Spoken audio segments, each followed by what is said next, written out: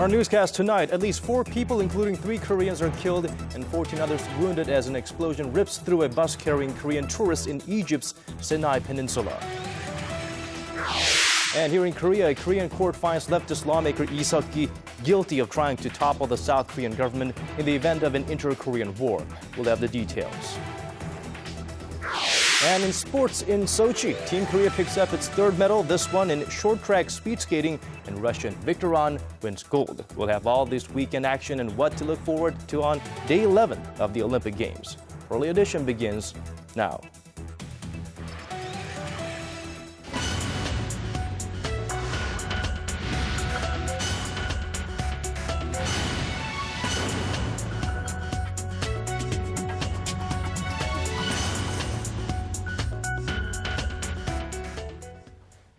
It is 4 a.m. in Washington, 1 p.m. in Sochi, and 6 on a Monday evening here in Seoul. Welcome to Early Edition at 6. I'm Moon Gon-young. Good to have you with us. I'm Daniel Che. Now, Unified Progressive Party lawmaker Lee Seok-ki was sentenced to 12 years in prison this Monday for plotting to topple the South Korean government in the event of a war with North Korea. He will also be banned from holding public office for 10 years. Our Kwon Soa starts us off. The verdict is in. Leftist lawmaker Lee Seok-ki of the Unified Progressive Party has been sentenced to 12 years in prison for plotting to overthrow the South Korean government. The sentence is 8 years less than the 20 years prosecutors requested 2 weeks ago. The 52-year-old will also be stripped of his voting rights, and he will be banned from holding public office for 10 years after his release from prison. The ruling handed down by the Suwon District Court said Lee violated the national security law and is guilty of leading a clandestine pro-North Korea group called the Revolutionary Organization, or RO, which was plotting a revolt against the South Korean government in the event of an inter-Korean war. The court said it found Lee had pro-North Korea documents in his possession and had previously sung North Korean military songs, both of which are prohibited under the South's national security law. Other members of the UPP who were also on trial for similar charges were sentenced to 4 to 7 years in jail. Monday's decision follows an intensive investigation that included statements made by a whistleblower from the Revolutionary Organization. The court said the RO had been planning the rebellion against the South Korean government since March. The UPP has criticized the verdict, saying the judiciary has given in to pressure from the government. Lee is likely to appeal the case. Speculation is now rising on whether the verdict will affect the question of whether the Unified Progressive Party should be dissolved, currently pending in the Constitutional Court. Kwon Soa, Arirang News. Meanwhile, independent lawmaker An Chol-soo's new party now has a name, one that matches his ideas about the future of politics in Korea. The New Political Vision Party got its name at a meeting earlier this Monday as An and his supporters started laying the groundwork for the launch of the party next month. Ji Myung-gil has more. Independent lawmaker An Chol-soo has taken another step toward launching his new party next month. On Monday, the party finally got a name that matches An's vision of shaking up Korean politics. It will be called the New Political Vision Party. The name was adopted at a meeting on Monday at the Kim-gu Museum and Library in Seoul, where the lawmaker outlined his vision for the party for the some 300 supporters in attendance. We will work towards the idea of political unity through public participation. We will deliver hope to the people, not lies. We will reform politics and work in the interests of everyone. An and his supporters also established a central steering committee that will function as a decision-making body ahead of the party's launch next month. The committee will be chaired by An, a former independent presidential candidate who entered the National Assembly in the April by-elections. Yoon Jang-hyun, the chairman of the party's preparatory committee, said the party will be the cornerstone of new politics in Korea. The New Political Vision Party will embrace the ideologies of rational conservatives and introspective progressives. We urge the people to join us in paving a road to clean politics in Korea. In the coming months, An and his aides will work on ways to boost party membership nationwide ahead of the local elections in June. The New Political Vision Party plans to field candidates for key races in the local elections scheduled for June, which will likely spark a three-way race with the ruling Century Party and the main opposition Democratic Party. Kim Young-gil, Arirang News. Now moving on, a deadly bus bombing in Egypt on Sunday has left at least 4 people dead, including 3 Koreans. The Egyptian government is investigating the incident, and Korea's foreign ministry has dispatched a delegation to the site of the attack early this morning. Our foreign affairs correspondent Hwang Sang-hee has the details. At least 4 people, including 3 Koreans, were killed Sunday after an explosion ripped through a tourist bus near a border crossing between Egypt and Israel. South Korea's foreign ministry confirmed that a Korean tourist, 2 Korean tour guides, and an Egyptian bus driver were killed in the explosion, while 12 tourists were wounded and are being treated at a nearby hospital. 15 survivors have crossed the border into Israel, accompanied by a South Korean embassy staff member. The bus was carrying 35 people who were waiting to cross the border to Israel after spending a night at Sinai, when an armed man, suspected to be in his 20s, threw a bomb at the bus. The Korean tourist group was reportedly on a 12-day pilgrimage that included stops in Turkey, Egypt, and Israel. The Egyptian government has declared the incident a terrorist attack and is investigating the case. Whether the attack was targeting Koreans remain unclear, and no group has stepped forward to take responsibility. Once a popular tourist destination, Sinai has been rocked by several attacks since the army ousted President Mohamed Morsi last July. Korea's foreign ministry dispatched a delegation to Egypt on Monday morning, and they will join officials from the Korean embassies in Egypt and Israel at the site of the attack. The ministry also set up a task force and held an emergency meeting shortly after the incident was reported to come up with countermeasures. The ministry has issued a special travel warning for Egypt, practically banning Koreans from visiting the region, and has asked Koreans traveling in Egypt and its 4 neighboring countries, Israel, Jordan, Turkey, and Saudi Arabia, to return as soon as possible. Hwang Sang-hee, Arirang News. Moving on to other stories, with only 3 days left before the 2 Korea's first family reunions in more than 3 years, the Unification Ministry has said it does not plan to provide aid to North Korea in connection with the event. Meanwhile, the South Korean delegation has arrived in Mount Kumgang to conduct a final inspection of the reunion venue. Our Connie Kim reports. Said Monday the government has no immediate plans to provide food or fertilizer aid to North Korea in connection with an upcoming round of reunions for families separated since the Korean War. A Unification Ministry spokesperson made the statement Monday, 3 days before the first reunions for the families in more than 3 years. Currently, the government is not considering rice and fertilizer aid for North Korea in connection with the family reunions. Kim did not rule out the possibility of the South sending aid, but said that will depend on the state of inter-Korean relations in the coming months. Meanwhile, a 15-member delegation from South Korea comprising Unification Ministry officials and members of the Red Cross arrived at the reunion venue on Mount Kumgang in the north over the weekend to fine-tune the details before the reunions start on Thursday. For the organizers, the weather is the main concern. Although snowplows have removed most of the 2 meters of snow that fell at Mount Kumgang last week, forecasters have issued a preliminary warning for another snowstorm this week. To ensure the reunion site is accessible, the Unification Ministry has deployed 15 heavy-duty snow removal vehicles to the site. Millions of Koreans were separated by the Korean War more than 6 decades ago, and some 70,000 South Koreans are waiting to see their loved ones. 84 of them will have an opportunity to reunite with relatives living in the north on the first day of the 6-day event. 3 days later, 88 North Koreans will reunite with family members from the south. The reunions are a symbolic step forward in inter-Korean relations, as this is the first such event in over 3 years. The North canceled a round of family reunions last September, just days before the event was scheduled to begin. Connie Kim, Arirang News. President Park Geun-hye has ordered her government to ensure the nation's broadcasting industry is not monopolized by large enterprises. Speaking during a status report by the Ministry of Science, ICT and Future Planning and the Korea Communications Commission on Monday, the president pointed out that small and mid-sized companies are losing their share of the broadcasting market because conglomerates have started expanding their influence in the industry by increasing the number of TV channels they own. She expressed the concern that such a trend could be detrimental to broadcasting content and decrease variety. The president urged officials to come up with balanced policies, as the broadcasting and communication services sector has a great influence on the economy and people's daily lives. The Korean government is aiming to give the economy another shot in the arm by announcing the detailed measures of its 3-year economic plan.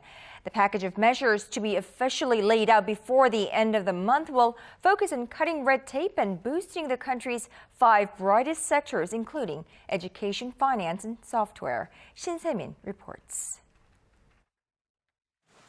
The Korean government is gearing up a new 3-year economic plan that includes a negative list system for deregulation in an effort to boost investment.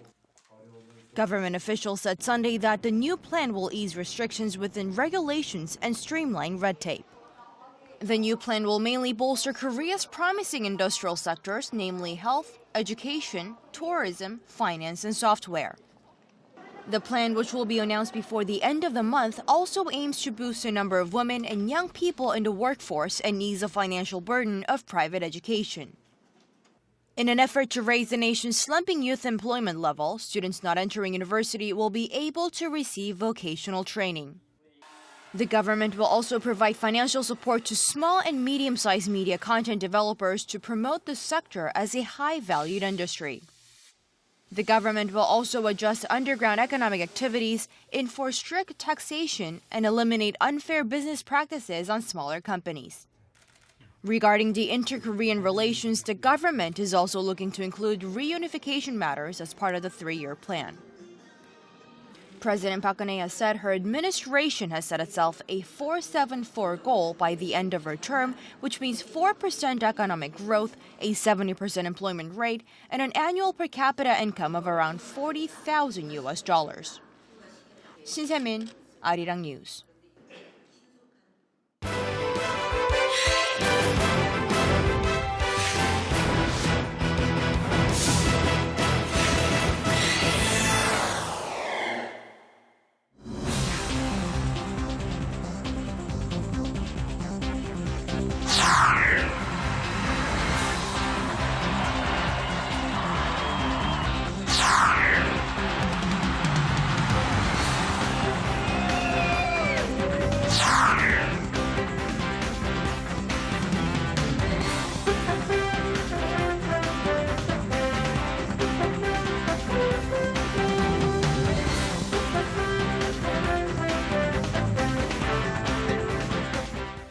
We are officially in the second week of the Sochi Olympics, but Team Korea is not performing as well as we had expected, unfortunately. But a former Korean athlete who recently became a Russian national was able to win a gold for his new country as the Netherlands racked up some stellar records with a medal sweep of the short track event. Well, athlete named Victor An for victory there for An Hyun-soo. Congratulations.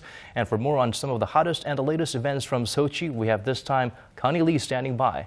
Hello there, Connie. So I know the Korean women's curling team finished the match. Yes, they did, and they finished with a win, Daniel. Now, just 2 hours ago, the Korean women's curling team beat Team USA 11-2. But the Korean team is barely staying alive, and their chance of reaching the semifinals is pretty slim. Now, the Korean team will have to defeat Canada, which has won all of its matches so far, and other countries will have to lose their remaining matches to have Korea on top. Now, the women's curling match between Korea and Canada will be at midnight today.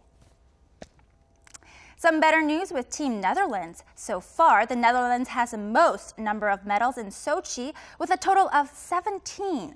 But you know that 16 of those medals were won in just speed skating. Now, their last 3 medals came after another Dutch sweep and record-breaking race on Sunday, this time in the women's 1500. It was all about the orange, with 24-year-old Jurien Dermasch coming out on top, clocking in an Olympic record of 1 minute 53.51 seconds. Now, along with the gold, silver, and bronze that they won, the Dutch also took home 4th place, making it the first time a country has taken the top 4 places at any event at an Olympic Winter Games since 1972. So an ex-Korean athlete is now a rising Russian star. I'm talking about short tracker Victor An, or An Hyun-soo as he's known here in Korea. Now after his Olympic gold medal win on Saturday in the men's 1,000 meter, he's been hailed as a national hero in Russia. The Korean-born An became a Russian citizen in 2011 after some injuries and a bitter falling out with Korean skating officials. Now, prior to that, he had won 3 gold medals and a bronze for Korea in the 2006 Winter Olympics. And at this year's Sochi Olympics, you can see here him kissing the ice. He's won the gold on Saturday and a bronze in the men's 500-meter short track event. Now, following his latest win, An said he has no regrets about changing allegiances. Russian officials continue to praise him and said in the future he'll work as a coach for the Russian team. And you can see here with his girlfriend enjoying his new medals.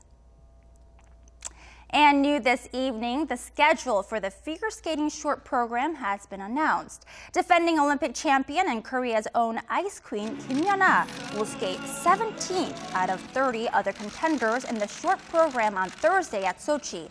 Now, Kim's main competition for the gold is Russia's new star, 15-year-old Yulia Lipnitskaya, who will go 25th, and Japan's Mao Asada, who will go 30th. Now, Kim says this is her last Olympics. And with that, fans are hoping she can bag the gold once again.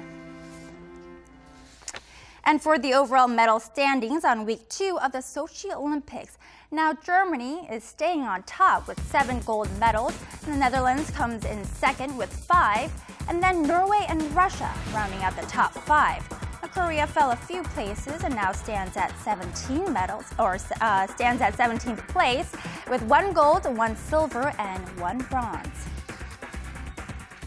And for Team Korea fans, if you're looking forward to an event today, well, the bobsleigh event is coming up tonight at 11:30 p.m. Korea time.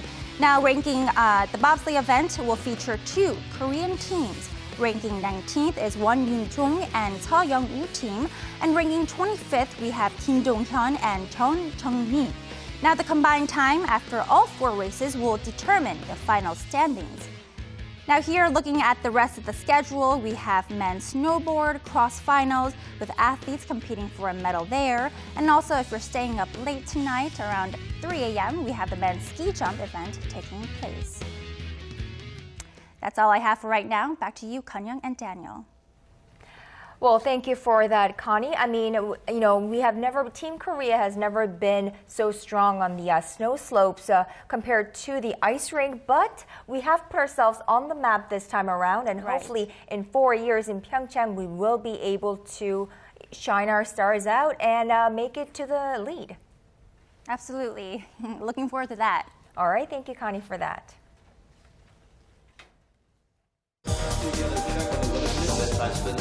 Digging deeper, getting to the bottom of stories that impact your life. Talking with you on air and online. Connecting you with heroes and experts to help you understand the world's most pressing issues. News and current affairs at its best with Moon Gun-young and Daniel Che on Early Edition at 6. Now shifting gears to the economy, Korean import prices rose by 2 points. U.S. Secretary of State John Kerry is urging the international community to take steps to tackle climate change, which he described as perhaps the world's most fearsome, destructive weapon that could threaten our entire way of life. Son Jung-in has more. U.S. Secretary of State John Kerry is calling on all nations to respond to what he said is the greatest challenge of our generation, climate change. In a speech to Indonesian students, civic leaders, and government officials in Jakarta on Sunday, Kerry said man-made climate change could threaten our entire way of life, adding it can now be considered a natural weapon of mass destruction, and stressed that every person in every country must take responsibility for the problem and act immediately. He also said there is scientific evidence that global warming is threatening not only the environment but also the world economy. He outlined recent weather disasters, particularly flooding and typhoons in Asia, and their impact on commerce, agriculture, fishing, and daily life of billions of people. He added that warming sea temperatures could have a negative effect on Indonesia's fishing industry, while rising sea levels could put much of the country underwater. He cited a recent report by the UN's climate panel that said 95% of scientists are certain that humans have been the dominant cause of global warming since the 1950s. The report argued that greenhouse gas emissions will further contribute to the Earth's rising temperatures and changes in all aspects of the climate system. The solution, Kerry says, is a new global energy policy that shifts reliance from fossil fuels to cleaner technologies. On Saturday, the U.S. and China issued a joint statement saying they had reached an agreement to cooperate more closely to curb greenhouse gases, including reducing vehicle emissions and improving the energy efficiency of buildings. Kerry was in Indonesia on the last leg of a three-nation tour of Asia that took him to Korea and then China. After leaving Indonesia on Monday, he will travel on to Abu Dhabi in the United Arab Emirates. 손정인, Arirang News. The Korean government has pledged to provide more support for the military's cybersecurity forces in order to respond to the growing threat of cyber terrorism. But the boost in national defense is also expected to help promote entrepreneurship and innovation in the science and technology sectors. Polly reports. Here at a leading university in Seoul, a special class is in session where students are being taught the basics of cyber warfare. Some of the tactics include learning how to prevent computer hacking attacks, tracking IP addresses, and creating online countermeasures. The intense workshop takes place in the so-called War Room and is part of the school's cyber defense program. In terms of security, it's not just about operating a computer. We also receive instructions in mathematics, computer programming, and military classes. Launched in 2012 in cooperation with the Defense Ministry, this elite program recruits gifted freshmen and trains them in high-level hacking and science-related technology. We start with basic instruction in areas such as information security. Then students are taught a wide range of topics, including cyber law and cyber policies. Also, they are able to deal with incoming cyber threats and cyber terrorism. Similar joint development programs have already been established at 5 other special research universities, including KAIST and POSTECH. It's part of a greater initiative by the government to foster Korea's next generation of information security experts and cyber intelligence officers. The ministry will establish social support measures to advance graduate school enrollment and employment, as well as provide support for startups. In cooperation with the Defense Ministry, we will also provide recruitment information for job seekers in the defense sector. Modeled after Israel's Elite Forces training program, Korea aims to train more soldiers that can effectively respond to cyber terrorism threats to enhance national security, all the while improving the country's expertise in science, technology, and engineering. Paul Yi, Arirang News. The city of Los Angeles is set to have a new skyscraper change its skyline for the first time in 20 years. The top Korean conglomerate Hanjin Group has started construction of a major skyscraper in Los Angeles that has already become a new city landmark. The Wilshire Grand Center set a Guinness World Record over the weekend for the largest continuous concrete pour, with 82 million pounds of concrete poured over a span of 18 hours.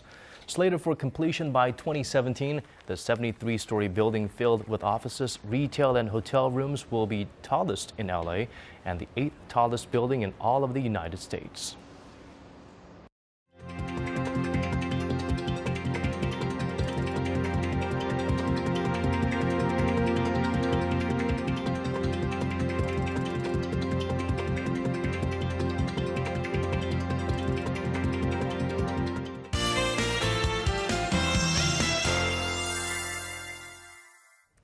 Let's now get a check on the weather forecast with our Michelle Park at the Weather Center.